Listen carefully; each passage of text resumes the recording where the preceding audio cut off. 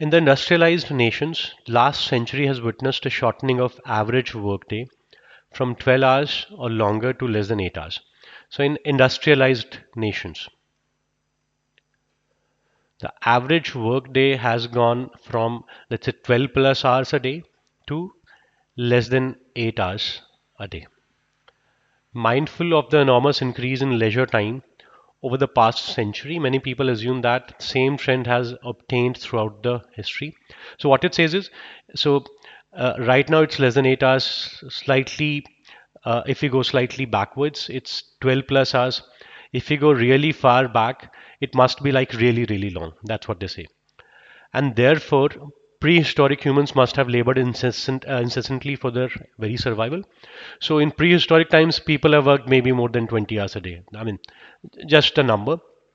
So prehistoric humans must have worked really, really long per day.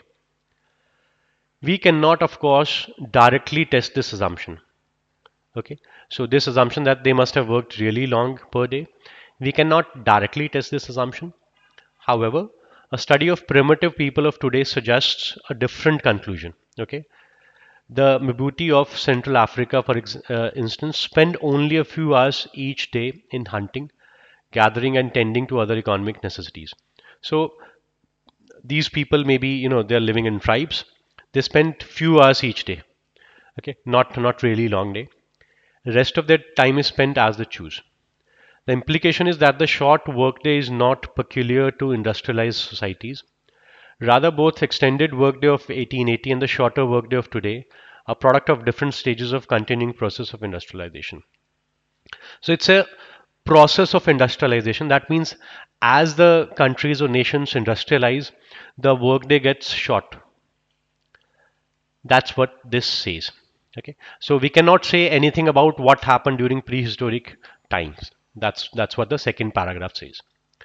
So what inferences can be drawn? People in advanced industrialized societies have more leisure time than those in non-industrialized society. See, this is a very tempting option because it says as the countries industrialize, the number of work hours per day gets smaller. So, but we cannot compare two different societies. What it says is, as the countries or societies become industrialized, the workday gets shorter. But it doesn't mean it's always 12 plus hours in any non-industrialized state and it becomes 8 hours after industrialization. It could be from 20 to 15, it could be like 10 to 5, it could be anything. So we cannot say that, I mean, it might already be less than 8 hours in a non-industrialized state. We cannot say anything because it's already given to me. In some society, it's already less than, I mean, it's very few. So we cannot say, we cannot compare these two societies. We can only say as the countries industrialize, the workday gets shorter. So we cannot say that. An average workday of 12 hours or more is peculiar. Again, we cannot say. This is just an example. We cannot say. Industrialization involves a trade-off between tedious, monotonous jobs and benefits of increased leisure. There are two, three problems with this option. One, it says it's a trade-off. Trade-off means either we choose this or that. It's, I mean, nowhere in the argument does it say that it's a trade-off between this or that. It might not be a trade-off, it might be out of compulsion. So there is no choice, first of all. Okay, tedious, monotonous, we don't know whether the jobs are tedious or monotonous. We have no idea. It's likely that the extended workday of an industrializing country will eventually be shortened.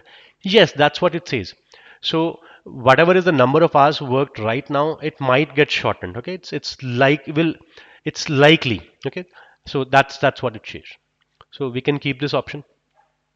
As industrialization progresses, people tend to look for self-fulfillment in leisure time. It says the people are actively looking for that. It might not be that case. It's just the result of industrialization. We cannot say people are looking for that. That's why this is happening. We cannot say that. This is the only option we can pick.